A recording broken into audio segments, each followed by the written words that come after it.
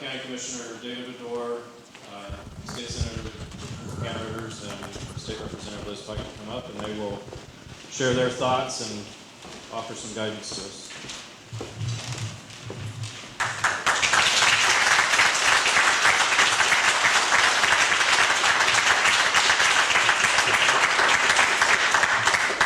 Good evening. It's a real honor and a pleasure to be standing before you tonight.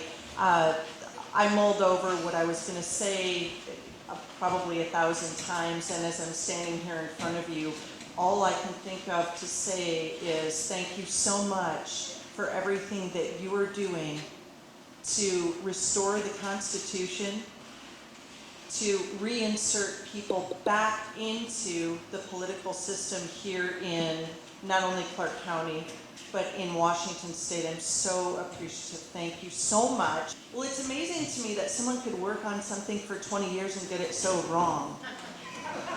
I'm still trying. If it's me, I'm not waving that about like it's something that I'm proud of. We have a functioning Republican majority in the Senate. We had 2 fiscal conservative Democrats come over and agree that we weren't going to talk social issues, we were going to talk fiscal issues. And that is the reason that we don't have the Columbia River crossing today. Because last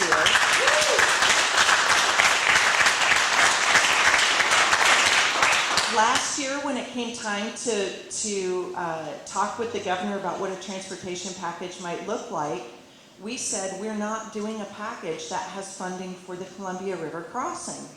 We want a project, but we want the right project. We want a project that's going to last us for the next 100 years. Well, I met with the gentleman who serves as the head of our Majority Coalition Caucus. His name is Rodney Tom, Senator Rodney Tom. And he said to me just this past week, he said, Ann, how did it get this far? How did this happen? How was this permitted to go on? And I said, it's because we as a people were asleep at the wheel, and because we were electing people who were more than happy to sell us down the river. And believe me, we've been sold down the river on this deal. So now what's happening is we were successful on our side of the river, but Governor Kitzhaber over in Oregon is now saying, we don't need Washington, we'll go it alone. Well, he can't exactly go it alone because at some point he's going to have to land that bridge on this side of the river. Now, the problem is that we have a governor today who is willing to give away Washington State's power of eminent authority to Governor Kitzhaber, making him effectively the governor of Oregon, too. It's a good gig if you can get it, I guess. That this is not okay with us. It doesn't work for us. It doesn't work for the people of this state. And I've had to remind the governor that I wasn't elected by the people of Oregon. I was elected by the people of the 18th Legislative District, and I was elected by them to protect them. And that is what I intend to continue to do. We've won some, we've lost some, but the fight is far from over, and we need everyone to join the fight. We need everyone to make their thoughts known. Thanks to those of you who have, called me and said, great job, keep up the work, or that you've written a letter to the editor, or you've done some other form of activism. Really, for us, it's going to be key to make sure that we have people who truly represent the people in our city government. So I'm going to ask you to do your homework there and help us get those people elected who are really going to be there to serve you and not to be served by you.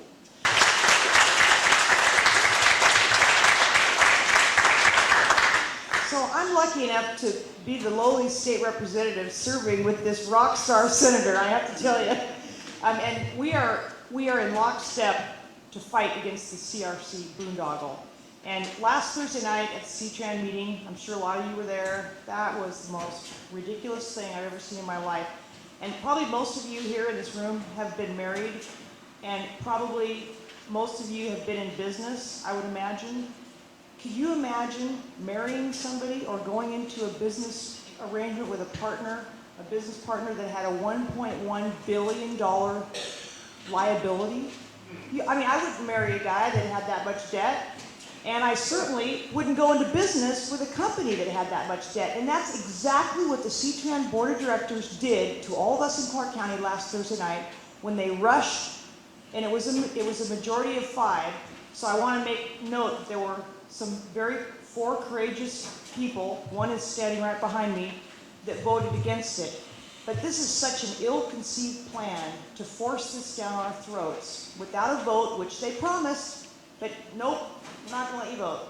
And anyway, I'm really glad that everybody is awake and paying attention to the CRC, because it's sort of a microcosm of what's going on in our county, in our state, and also at the federal level. People have stopped paying attention to the folks, and we gotta wake them up. So elections is the best way to do that. You just kick them out. So I'm with Ann. You guys pay attention. If you live in the city limits of Vancouver, that's ground zero with CRC. And we got to get rid of those guys, clean house. And I'm with Ann. We're not going to stop fighting against this terrible boondoggle. And every chance I get, every time that somebody hands me a microphone, I'm going to talk about it.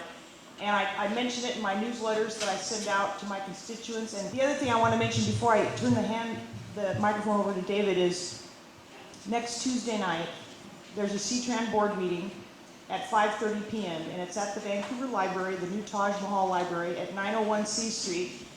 And we're going to have a big rally starting 90 minutes ahead of that at 4 p.m. And I would love it if you guys could put together your most creative signs, and it's going to be a peaceful protest, because that's what we're about, is peaceful protest. But we are not going to be silent.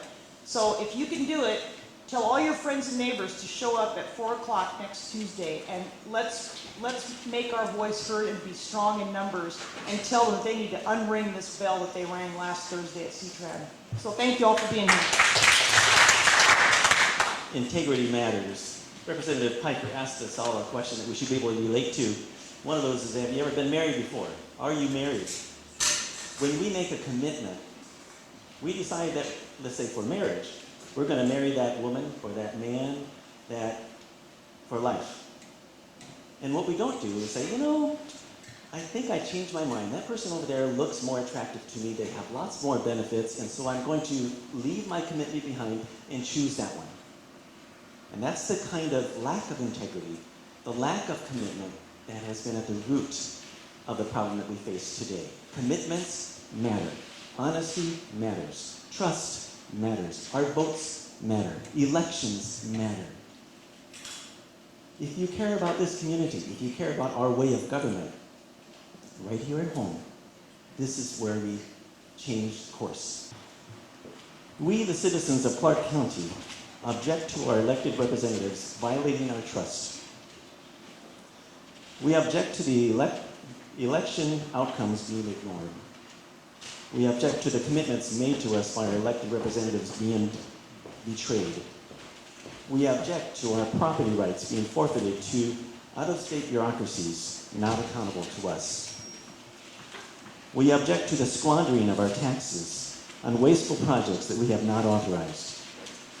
We object to our elected representatives promising one thing to get elected, only to break those promises after taking office. We object to our elected representatives preventing us from voting as promised.